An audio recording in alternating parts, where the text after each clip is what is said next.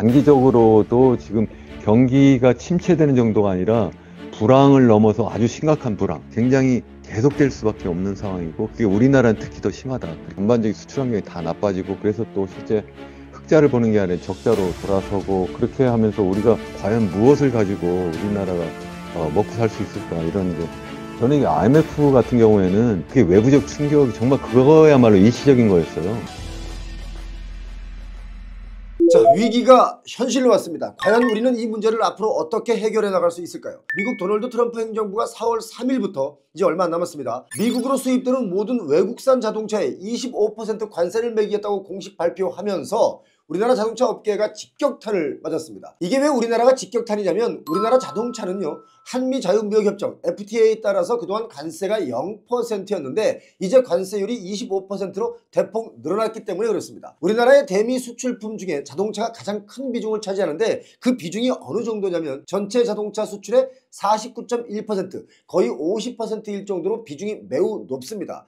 금액으로 따지면 347억 달러인데, 뭐 달러로 말씀드리니까 이게 감이 안 올 수 있는데요, 우리 돈으로 계산하면 50조 8천억 원입니다. 정말 어마어마한 돈이죠. 이 정도의 수출 금액이 미국의 자동차를 수출하면서 벌어들이는 돈인데, 이번에 25% 관세 조치로 인해서 수출이 최소 20% 이상 감소할 것이다, 이런 예측이 나오고 있습니다. 이런 예상대로라면 해마다 미국의 자동차 수출로만 10조 정도 감소가 이루어지는데, 이 정도면 우리나라에서의 일자리 숫자가 정말 수만 개 사라집니다. 이게 어느 정도 무서운 일인지 제가 일일이 숫자로 다 말씀드리기보다는 경제학 교수 중에 최고 전문가분과 연결해서 한번 여쭤보도록 하겠습니다. 그 완성차에 대한 관세 때문에 일자리 감소하는 것이 있고, 또 이제 부품 관련해서 이제 일자리 감소하는 게 또 있고요. 직접적인 현대에 고용되어 있는 것보다는 소위 하청업체죠. 이제 그 관련한 여러 가지 이제 하청업체들 일자리가 많이 감소할 거고, 더 이제 좀 더 중기적으로 보면 자동차뿐만 아니라 이제 연관되는 그 철강부터 시작해가지고 에너지까지, 또 미국의 이제 전체적인 그 가치 사슬을 처음부터 끝까지 자동차를 완성할 때까지 그 일련의 과정을 다 이제 미국에서 하겠다고 하기 때문에 우리의 일자리에 영향을 주는 그 파급 효과는 엄청날 거라고 저는 생각을 합니다. 지금 이게 이 정도면 일자리가 우리가 보통 수만 개라고 얘기를 하지만, 이게 관련 업체까지 합치면 정말 많은 숫자의 일자리가 사라지는 거 아닙니까? 제가 생각할 때 그보다 훨씬 더 심할 거고, 그 일자리뿐만 아니라 그게 이제 우리나라의 입장에서 보면 엄청난 그 수출 감소로 나타날 거거든요. 그 수출 감소는 그 일자리도 일자리지만 그게 우리나라의 전반적인 이제 경기에 즉각적인 또 영향을 줄 거예요.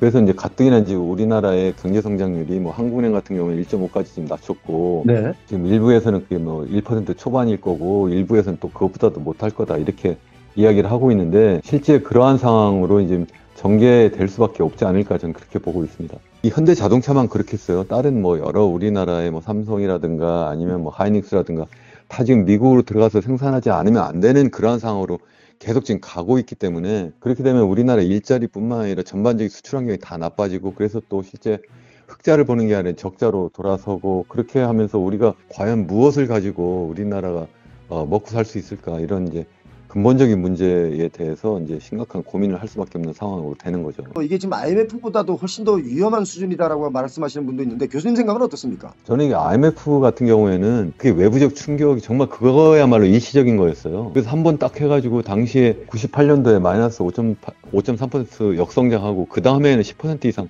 플러스 성장을 했거든요. 근데 이건 그렇게 되지 않을 거라는 거예요. 무역을 해가지고 먹고 사는 우리나라는 정말 심각한 문제라는 거고, 더더욱이 우리나라 같은 경우에는 이제 인구 고령화가 전 세계에서 제일 빨리 진행되고 있기 때문에, 그것 때문에 우리나라의 잠재 성장률이 계속 감소하고 있거든요. 단기적으로도 지금 경기가 침체되는 정도가 아니라 불황을 넘어서 아주 심각한 불황, 굉장히 계속될 수밖에 없는 상황이고, 그게 우리나라는 특히 더 심하다. 자, 들으셨죠? 지금 이 정도로 심각합니다. 완성된 자동차에만 25%에다가 엔진을 비롯한 핵심 자동차 부품에도 25%의 관세가 적용된다고 하니까, 이건 뭐 완성차의 일자리 문제를 넘어서 부품업체까지 타격이 예상되기 때문에 우리나라 자동차 산업 생태계 전체가 완전히 판이 바뀔 수 있을 정도로 전례 없는 대위기를 맞고 있는 겁니다. 지금 아파트 값이 문제가 아니라 뭘 먹고 살아야 하나 하는 생존의 문제가 달렸습니다. 이쯤에서 제가 강력하게 한 말씀만 드리겠습니다. 정치권은 당장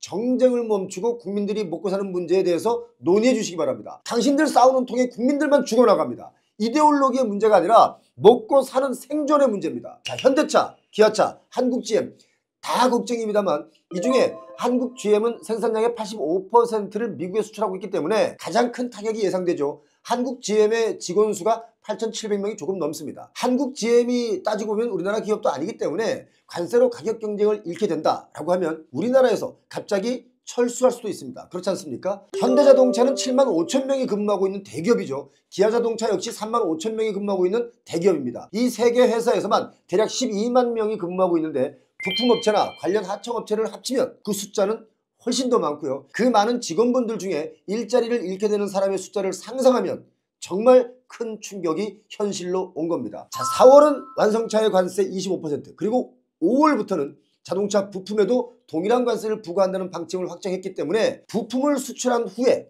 현지에서 조립해서 판매하는 이른바 우회 수출길, 이걸 우리가 모색하다가 이제는 이것마저도 차단된 겁니다. 이렇게 되면 지금 당장은 아니어도 장기적으로는 국내 자동차 제조 생태계 그 자체가 완전히 무너질 수 있다라고 하는 위기의식을 가져야 됩니다. 얼마나 심각한 상황인지 좀 더 깊게 설명을 드리면 작년 2024년 우리나라의 무역 흑자가 518억 달러인데요. 그 518억 달러 중에 대미 자동차 흑자만 325억 달러입니다. 전체 흑자 중에 62%에 달하는 어마어마한 퍼센티지가 미국에서 나왔었는데 이제는 이게 유지가 안 된다는 겁니다. 2024년 현대차, 기아차의 대미 수출 규모가 총 101만 5,005대였습니다. 현대, 기아, 제네시스, 한국GM, 르노코리아, 쉐보레 이거 다 합쳐서 우리나라에서 판매된 자동차 수가 134만 대입니다. 자, 정리를 하면 우리나라에서 판매된 자동차 수가 134만 대, 현대, 기아만 미국에 수출한 자동차 수가 101만 대, 이 정도로 대미 수출 의존도가 높았습니다. 부품업체는 정말 더 어렵습니다.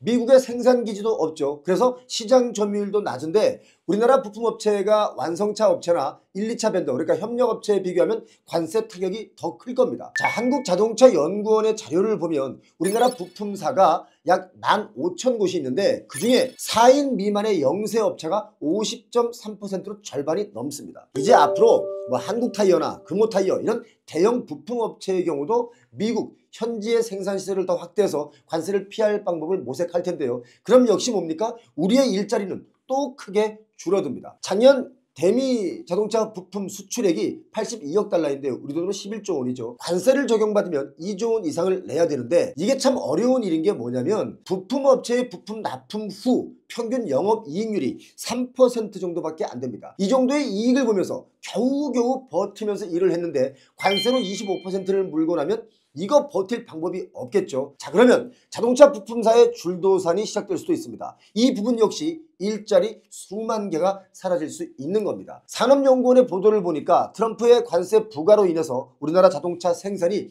최대 90만 대 감소하고 대미 수출은 20.5% 줄어들 것이다. 이렇게 전망을 했습니다. 글로벌 신용평가사 스탠더드앤푸어스가 관세 압박을 반영해서 올해 한국의 경제 성장률 전망치를 1.2%로 대폭 낮췄습니다. 우리나라의 25년 올해 경제 성장률 전망치는 한국은행의 전망치가 1.5%였는데 점점 더 내려가고 있죠. 자, 트럼프발 관세 자동차 시장에만 국한된 것이 아니라 우리나라 경제 전반에 걸쳐 밀려오는 대위기입니다. 트럼프 대통령이 관세를 부과하면서 이런 말을 했습니다. 이것은 영구적이고 100% 확실하다. 철회할 뜻이 없다. 이걸 분명히 한 말이죠. 그리고 이런 말도 했습니다.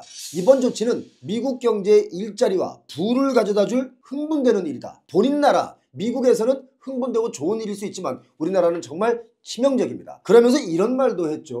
미국에서 자동차를 만들면 관세가 없다라고 했는데 이 말은 미국 내에서 생산을 하는 방법이 아마 최고의 방법일 거다. 이 말인 겁니다. 자, 그래서 현대자동차도 31조를 미국에 투자를 하게 되는데 앞으로 자동차 말고도 다른 여러 분야의 우리나라 기업들이 미국으로 생산기지를 넓힐 가능성이 매우 높기 때문에 우리나라 자체는 일자리가 줄어들 수밖에 없다. 이런 절박한 상황이 와 있는 겁니다. 자, 이런 와중에 우리나라의 부동산 시장에서 아파트 값은 계속 요동치고 있는데 이거 여러분 정말 위험한 상황입니다. 제가 여러 번 말씀드렸지만 일자리가 줄고 소득이 줄면 이 비싼 아파트 값이 이 가격을 지킬 수 있을까요? 여러분 의견은 어떻습니까? 그래도 사람들이 아파트를 좋아해서 아파트 값은 더 뛴다 라고 하시는 분들이 많은데요. 아파트 값이 더 뛰려면 경제가 받쳐줘야 가능합니다. 레버리지 빚 투자도 갚을 수 있을 때 하는 것인데 이런 경제 상황이라면 과연 올해, 내년, 후년 빚 투가 가능할까요? 아파트값 받쳐줄까요? 빚으로? 다음 시간엔 더욱더 알찬 정보 그 내용을 가지고 오겠습니다. 구독과 알림 설정 해두시면